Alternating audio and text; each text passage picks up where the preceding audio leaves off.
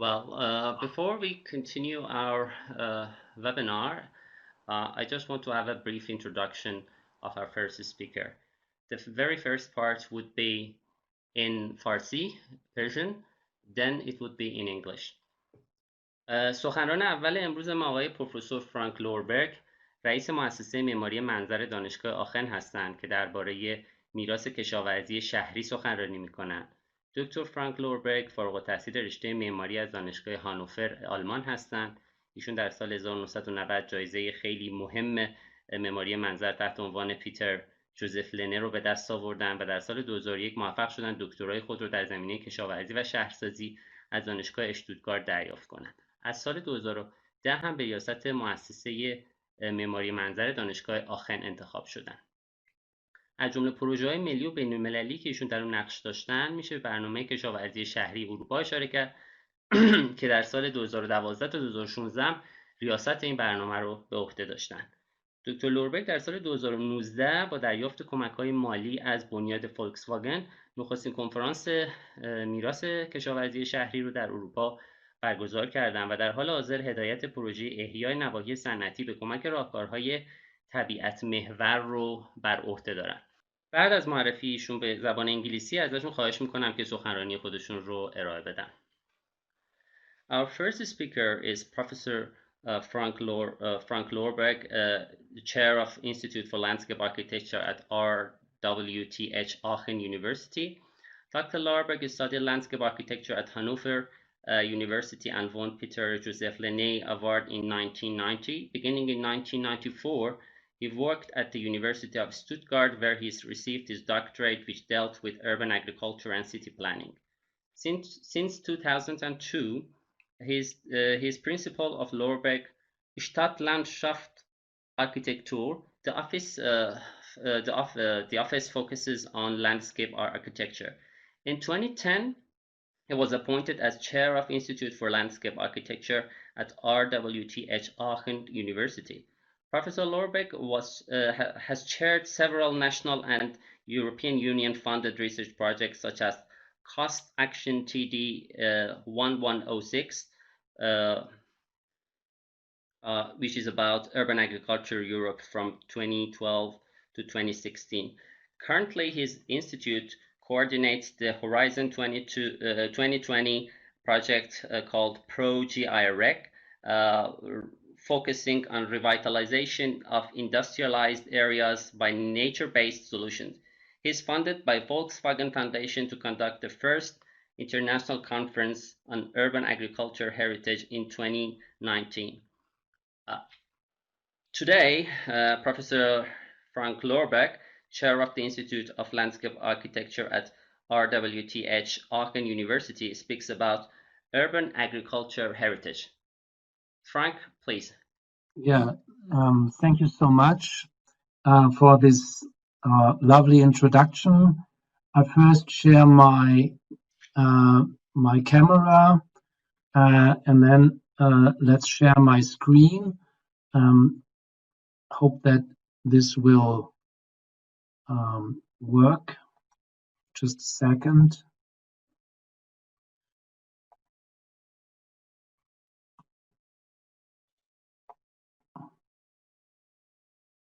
Okay, does this work for you? It's fine, but we still see the small window of Adobe Connect in your. Okay, that's fine. Now it's closed and I can start. Yes, please. Thank you. Okay, so then thanks again for this invitation, this lovely introduction. I was really happy to know that in Iran and at the University of Tehran, there's so much interest in landscape issues and urban agriculture issues, and that you came across my CV and my work on urban agriculture and urban agriculture as heritage. It's a privilege for me to start in these lectures, especially because I will not give a broad overview of what is going on in the lectures, but more or less focus maybe on a very specific issue, because I will talk about urban agriculture as heritage. So try to combine two discourses which have not been really linked yet, also in a global view, the one on urban agriculture and the one on cultural heritage of the cities. And so my background was already mentioned in the introduction. I made my PhD back in 2001 on a subject which at that time was more or less not on the agenda of academia. That is the role of agriculture in the cities. So, in a way, pioneered in that field, and then continued working on first with my own office, where we also had some design projects going on in the field of agriculture and urban agriculture design. And since 2010, I'm now working at Aachen as a professor, where I have the possibility to really to make research in that field. And so my first bigger project was a so-called cost action on urban agriculture Europe that took place from 2012 to 2016. And for the first time in Europe was the possibility, the opportunity to gather researchers from, I think, more than 20 European countries and to define, more or less what is urban agriculture. So I will not talk about urban agriculture in that lecture. I just have to assume that you all know a little bit about this. What I can say is that in the cost action, we came up with at the end with a book and with the typology, and this is maybe all that I can say now in terms of urban agriculture, is that we play for seeing both scales. So the urban farming scale on the one side, which is considering professional farming activities mostly at the edge of the city with different types of farms, leisure farms, social farms in Europe, all in Europe, maybe also cultural heritage farms and local food farms, which is quite important, especially since the Corona experience. And on the other side, a more small scale level embedded in the city, which is urban food gardening, which we also consider as part of urban agriculture, and with different types again, from classical allotment gardens to squatter gardens, educational gardens. So we took all this into account, and I'm very happy. We just received this summer a new funding from the European Union, and to make a new research project for 4 years starting this November, where we can go on with this work. So there's still a big interest from the European Commission in urban agriculture, especially because the European Commission gives a lot of money to agriculture in Europe, but has more or less neglected urban agriculture. And we think that, especially when linking both scales, the professional city edge scale with a layman volunteering small scale level in the city, that there can be a lot of innovation in that field towards transition and towards a more sustainable development. But yes, more or less at the same time, with the picture from 2012 or 13, I realized that urban agriculture has also strong roots. That also have to be taken into account. And we discussed a lot about the question: is urban agriculture something that has to be newly defined? Think of new technologies like vertical farming, aquaponics, and so on. So there's a lot of interest in new technologies, and it's good so. But on the other hand, that leads to a blind eye for an agriculture which is already there in the cities, and which may have benefits for the cities, and which is destroyed because it's neglected. So I I tried for the last years to treat this blind eye and to raise awareness before um, reinventing the wheel, before inventing new agriculture. Just in the city, have a closer look at your city. Isn't there an agriculture which has really uh, which really can benefit the city's development? And we are here in Istanbul. Um, this is World Heritage, but it's only the Theodosian Wall which is World Heritage. It's dating back to the 8th century, but there's also horticulture, as you can see here, really embedded in the structure of this fortification. And the horticulture is about 700 years old, but it's not really mentioned in the declaration of the UNESCO World Heritage Site. But I visited the place and was really astonished about the variety, the structure, the beauty of that urban agriculture or horticulture within, and it's nearly close to the city center for 700 years. And I visited a farmer there. He showed us what he was producing. This is, we call it portulak, so a kind of salad, which he sells in a family business with his father, and on a short way using a car to the restaurants. So this is so he's part of, we would say today, he's part of an interesting food system with less food miles, fresh vegetables out of the regions, and so on. So we can appreciate what he's doing here. So this is again the fields of this farmer. You see him in the background with his family, but you also see that the grove where his house is in behind the trees, that there are housing areas, gated communities now grabbing for the land. And it just took 6 weeks after I left the place that it was destroyed.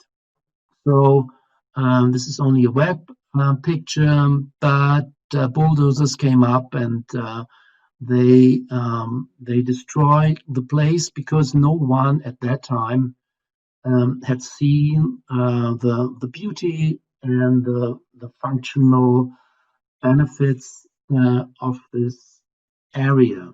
So dramatic scenes at that time, and astonishing for me as the landscape architect is they destroyed it not for housing but to build a new park.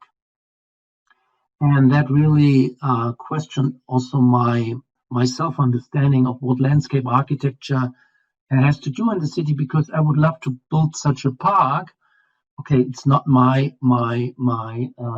favorite design, but I would love to do parks in the city. But is it reasonable to destroy a 700 years old agricultural landscape within the city, which is closely bound to the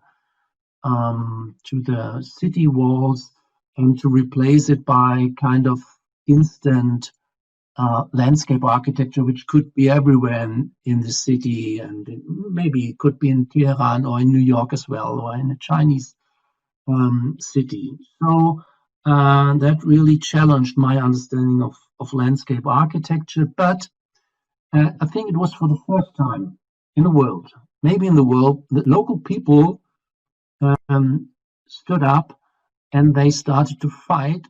They not for the new park, but for the old agricultural heritage system. So that was really astonishing me that there were local people, grassroots, that demonstrated against the deconstruction, and they rebuilt the typical planting seed beds, which you can see here in the foreground.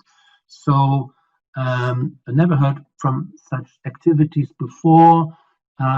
They restored it, and they did some workshops there with children, really on this devastated area of land to raise the issue for the Bostons. So that's the way these gardens are named in Istanbul. So a sad story, but it's not really ended. So at the moment, the city of Istanbul is also thinking of restoring agriculture again, but this is more or less 8 years after it has been destroyed because of neglection.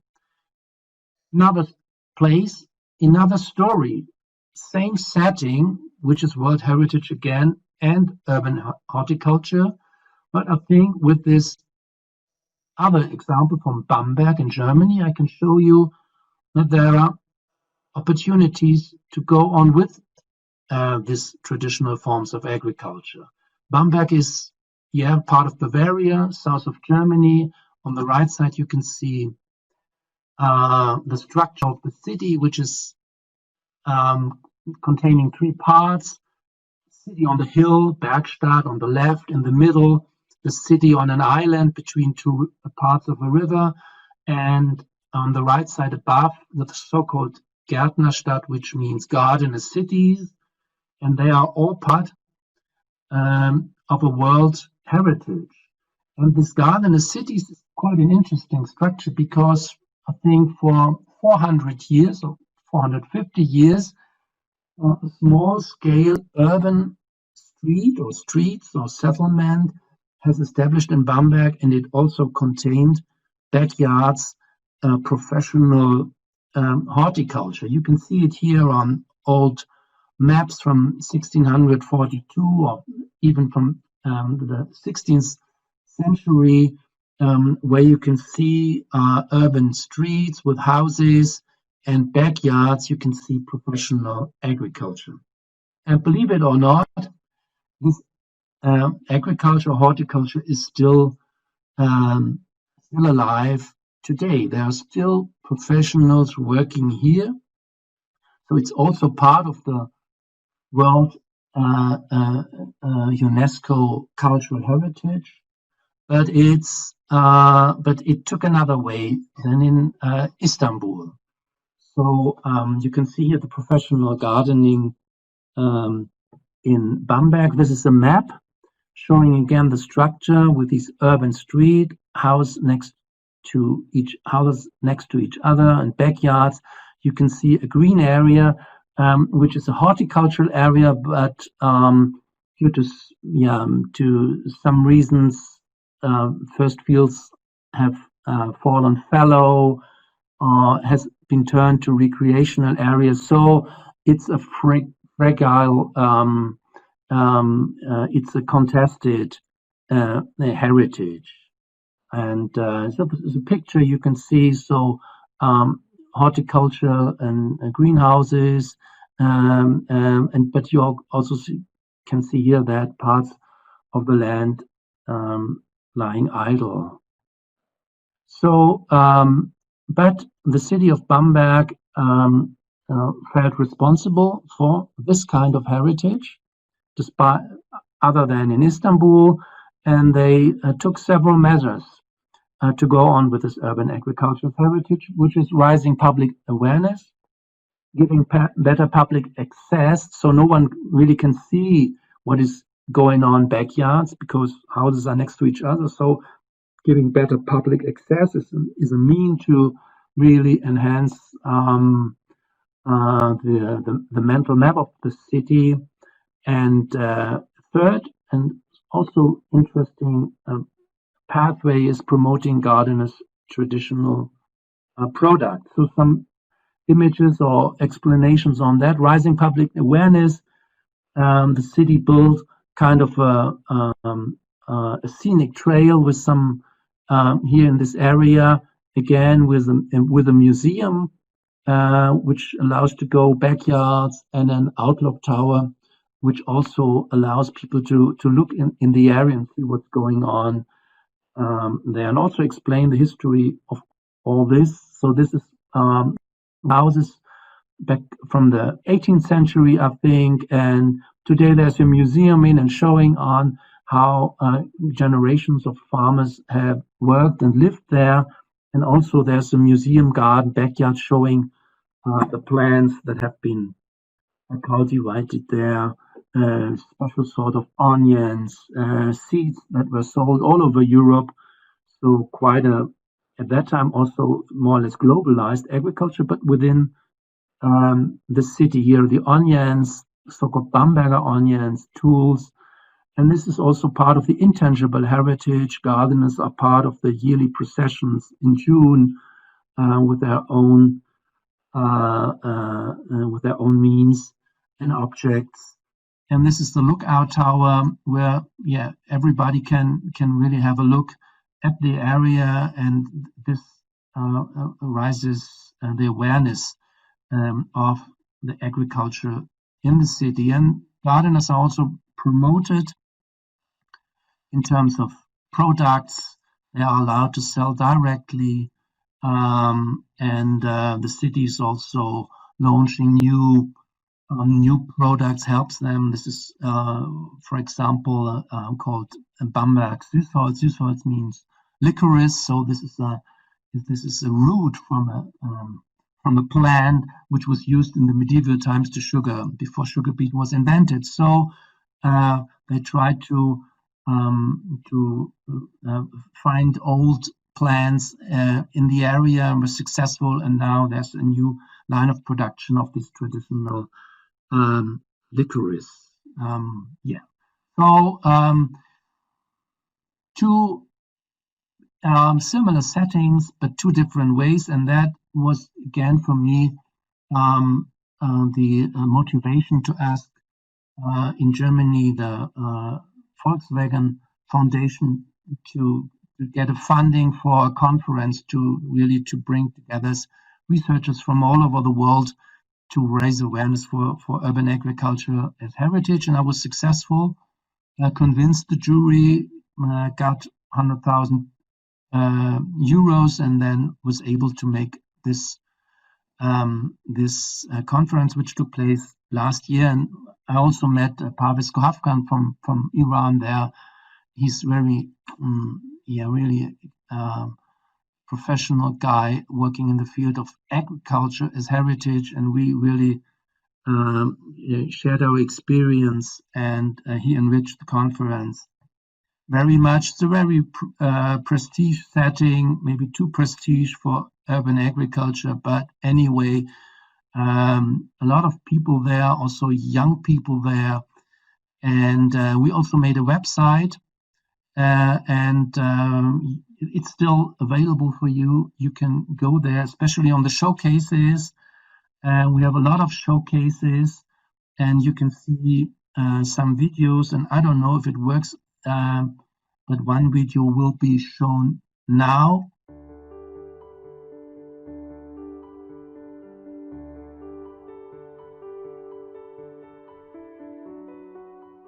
The Ortillonnage of Amiens are a large group of gardens surrounded by canals.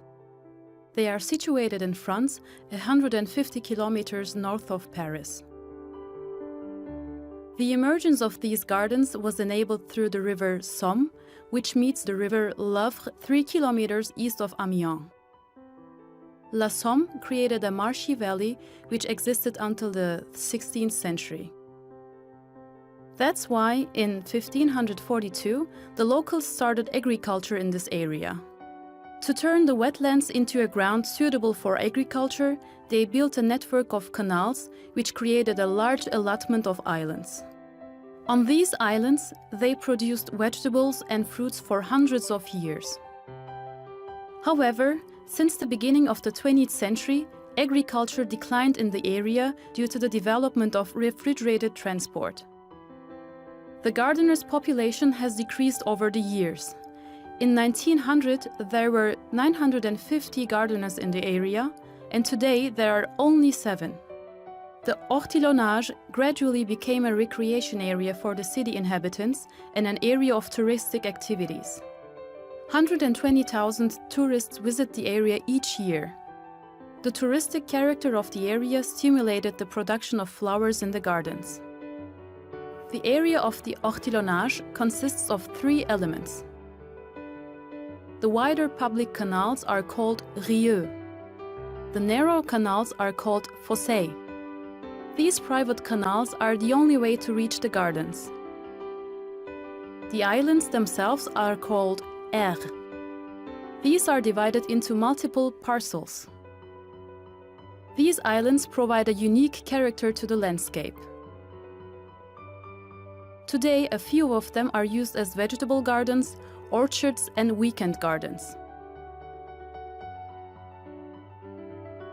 A large number of them have turned into wilderness. The crops which are produced in the Ortillonnage include salads, radishes, carrots, onions, cabbages, potatoes, and artichokes. In the past, the produced crops were sold at the floating market. Gardener families transported their goods using boats. Nowadays, the market takes place once a year in memory of an old tradition.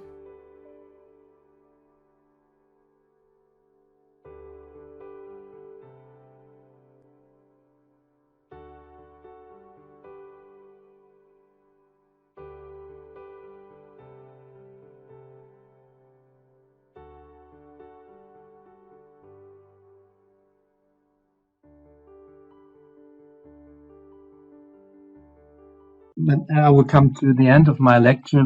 But I thought it might be interesting to show what my students have done, because they spend a lot of energy really in detecting more and more cases of urban agriculture heritage, and we are just at the beginning of research in that field. And if so, I would also encourage the audience, if you think there are more of these cases, please give me a hint.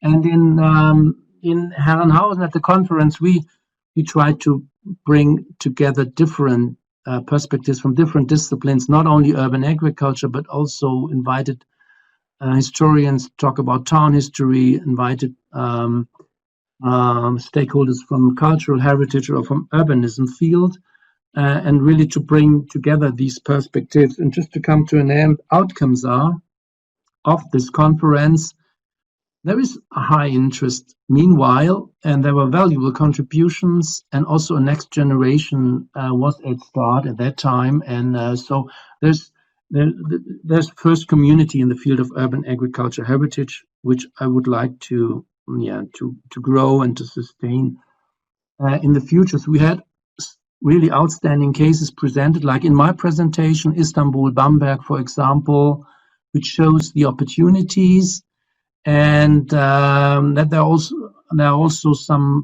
first instruments to address urban agriculture as heritage. Parvisko Hafkan, for example, he introduced us to the globally important agricultural heritage systems, the GIS, which are somehow based also in an Iranian context with this saffron heritage system, which are covered by the GIS, and beautiful agricultural landscapes in the city, in the world, but only a few really touching or urban settings, like here in the Maghreb. Some Chinese examples from Chinese cities. This is near Beijing, the royal rice fields, which are also covered by this instrument. So there are first instruments, and we have to work on in that field to bring more urban agricultural heritage under the umbrella of this globally important heritage systems. And the conference also made clear specific benefits when approaching urban agriculture, better footing of urban agriculture, counterbalancing of technology-focused development, and somehow enlarging the repository of knowledge of urban agriculture. And just to go quickly through this, I think better footing, the challenge is that urban agriculture is widespread. Everybody knows what urban agriculture is, but in many parts of the city, it is still not seen as an integral part of the city. Yeah, it's treated more as a rural leftover. Oh, look, so beautiful. And I think looking at urban agriculture heritage makes clear that urban agriculture is really not outdated or contradictory to the cities, or something that really follows the city, is embedded in the city more or less since we know about the first cities. So heritage can help us to turn the perception from old, outdated to something valuable and worthy. This better footing and counterbalancing, especially dedicated to all these vertical farming, new technology initiatives, is okay, you can go like this, but also have a view on what is really going on and make research on existing forms of urban agriculture. Don't neglect them. This is, I think, the other benefit in that direction, and we have to go on and find more and more outstanding cases. This is from Japan, Tokyo. We had Professor Yokohari with us, and he showed that these parcels of land, which are really in the suburbs of Tokyo and have a tradition of 300 years of agricultural use. And last issue is enlarging the repository of knowledge on urban agriculture and the set of tools for adaptation. I think urban agriculture can also help us when talking about global challenges and cities that have to be redirected towards circular, decarbonized, and regionalized economies. So we are thinking of how, especially after Corona, how to regionalize our cities. And if we look at urban agriculture, I think we can see a lot of lessons learned from urban agriculture's heritage that we can still use today.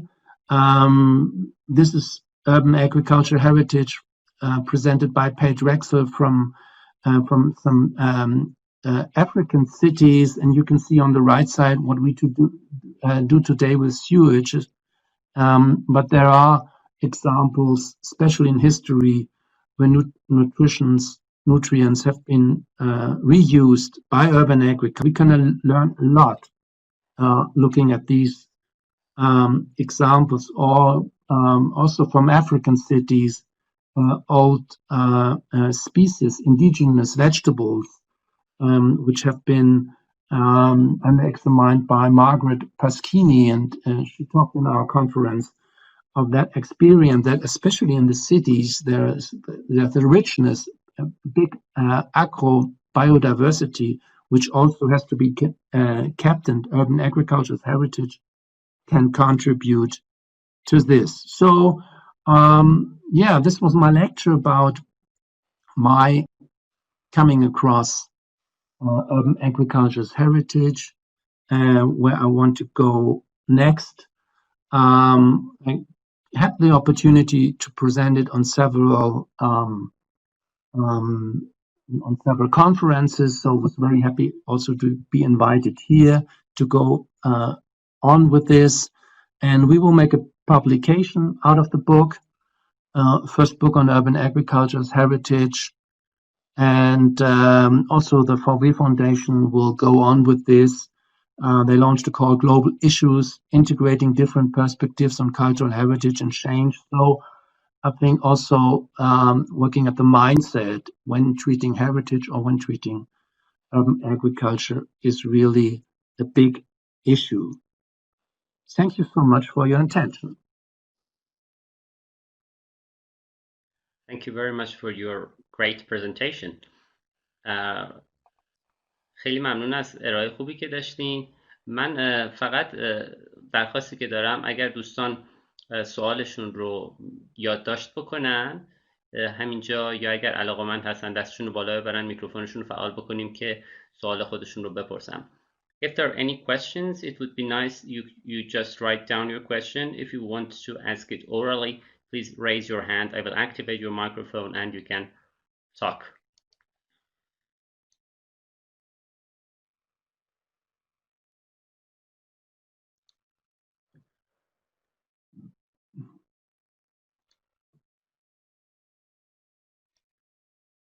I think one of my colleagues has a question. Dr. Khalil Najat from University of Birjand wants to ask a question. Dr. Khalil Najat, بفرمایید سوالتون. Hello to everyone. Thank you very much of Professor Frank Lohrberg. Firstly, I want to be thankful very much from Professor Frank Lohrberg because in 2010 or 2011, he enlightened me the first glance of research, and for his appreciable guidance helped me in the time of writing the first draft of my PhD proposal. Unfortunately, it was not possible for me to work under the supervision of Professor Lohrberg because my financial supporter pushed me to another university in Germany. But based on the guidance of Professor Lohrberg, I worked on Persian garden urban agricultural heritage for the first time. It was very interesting for me to be in this webinar because I know some of these experience of Professor Lohrberg via the books or online websites. Yes, I investigated the role of Persian garden in envisioning the urban agriculture in Iran for the first time, and I'm very thankful of Professor Lohrberg for this proposal. My question is, from the industrial ecology, Persian garden would be a starting point for urban agriculture revitalization in Iran, but it is the first research in this regard. I need to continue this research much deeper. My question is, from the cultural ecology, how we can search on Persian garden for revitalization, the agricultural landscape, how we can revitalize the agricultural landscape of Persian garden under the umbrella of urban agriculture. Thank you very much for your attention. Okay, if I should answer, I mean, you are the expert, as you have really made your PhD in this field, and you know the Persian gardens very much better than me, and how they might have influenced agriculture over the years and centuries. So I'm not an expert in this field, but I know from Germany that the classical gardens, especially in the Baroque area, they also have been places of agricultural innovations. So new plants, also in the Romantic area, new plants have been first shown in these classical aristocratic gardens, and new techniques have been shown there. So this might be a link. But I also would encourage you to leave the garden, to leave the classical Persian garden and go outside in the city and look what agriculture or food, how it has shaped the cities, and if there are still structures.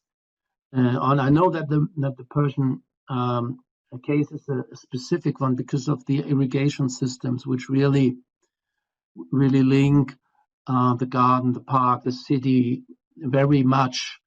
But I think to detect urban agriculture as part of the history of towns might be very, very interesting. And I know that there are, I mean, some of the oldest cities of the world are in your area, so it might be very interesting to find out how they have, yeah, evolved through the time with which forms of agriculture. Okay, thank you very much, Professor. Hope the best for you and your colleagues in Aachen. Thank you very much.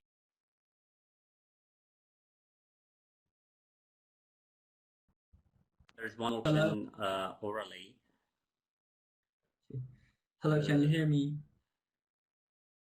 بفرمایید.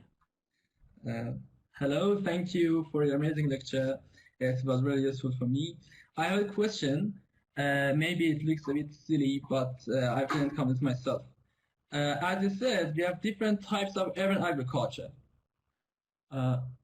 From gardening in balcony or on top of rooftops to urban farms.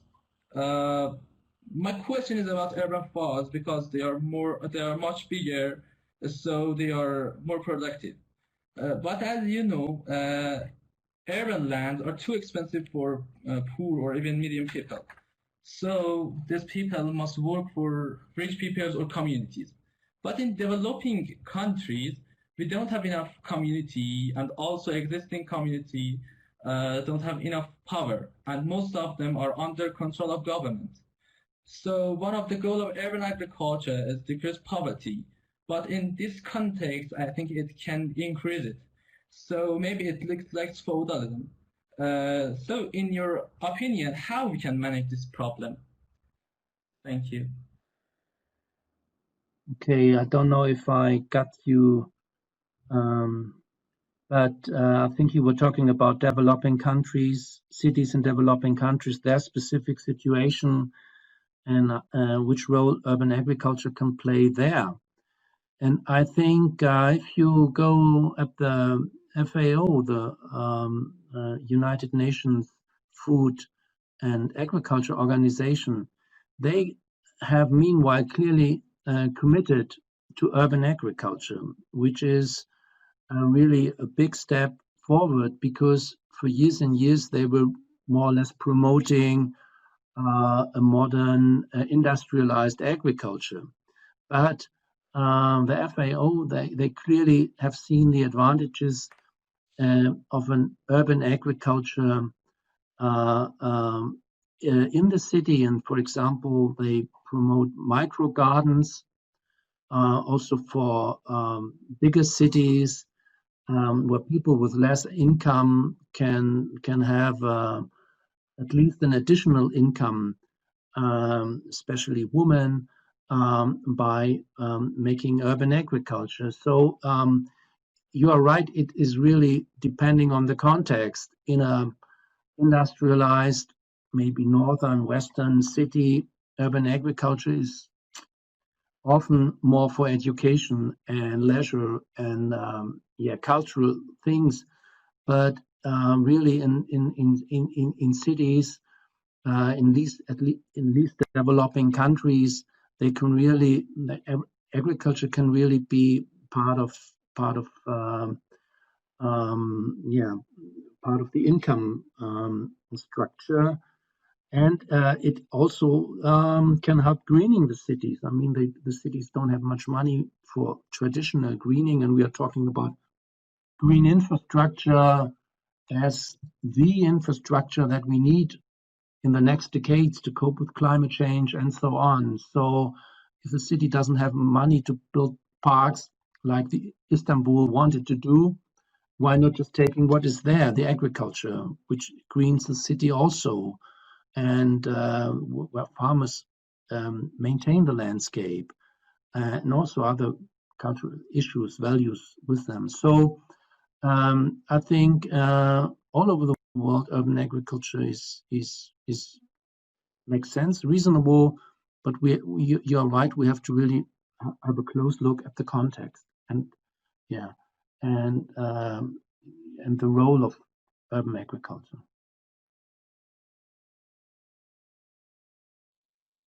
Thank you very much. I can see Professor Behbahani, which is one of our very loved professors among the participants.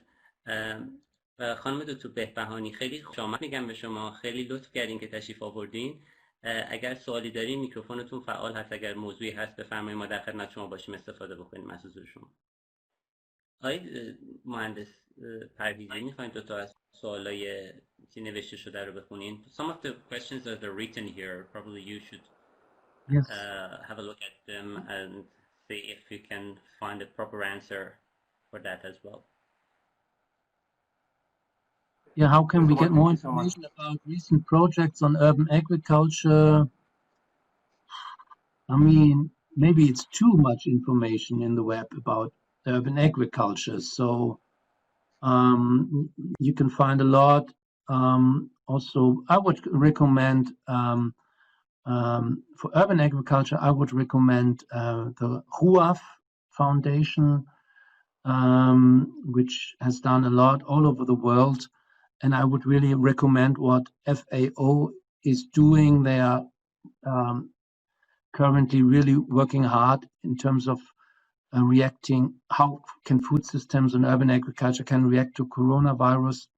So they are very up to date. And in terms of urban agriculture with heritage, so there are no publications available yet. So we are making a book. Hopefully it's published next year or the year after. So this will be the first one. Again, have a look at the website Urban Agriculture minus Heritage. And you can see some case studies. We are still at the phase of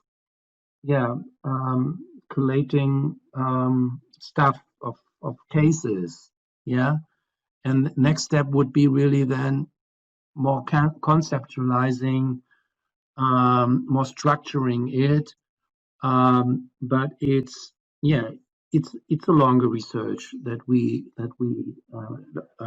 have to do. Other question? Thank you, Dr. Kalinizat, for pointing this out. And I think this is the cost action urban agriculture side. And then there was another question: what works best, community-led urban agriculture or government-led through policy and laws? Wow, that's the really crucial question. I think we have to combine it.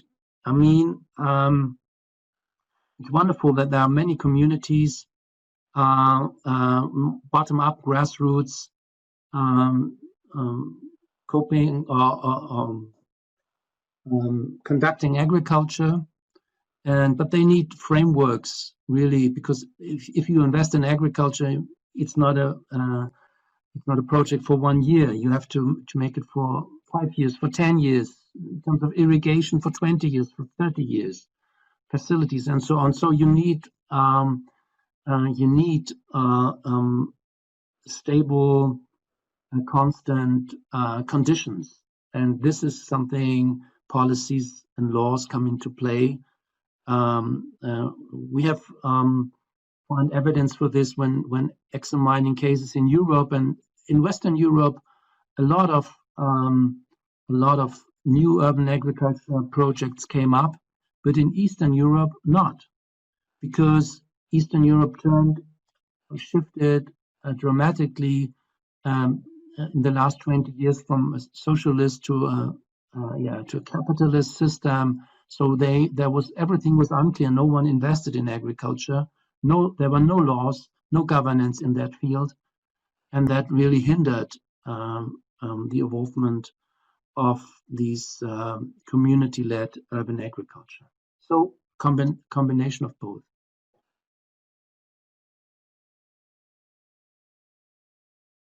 Thank you very much.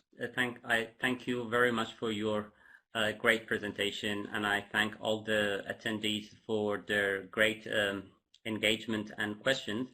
Of course, there are many more questions to be answered about urban pollutions and things like that, but we have to move on to our next speaker. Everybody can send me an email if there are further questions, or if there are hints for interesting projects all over the world, and we can work on by email. So thank you very much again for this invitation and the opportunity to present urban agriculture's heritage. Thanks so much, and we say goodbye to you. Thanks again. Bye bye.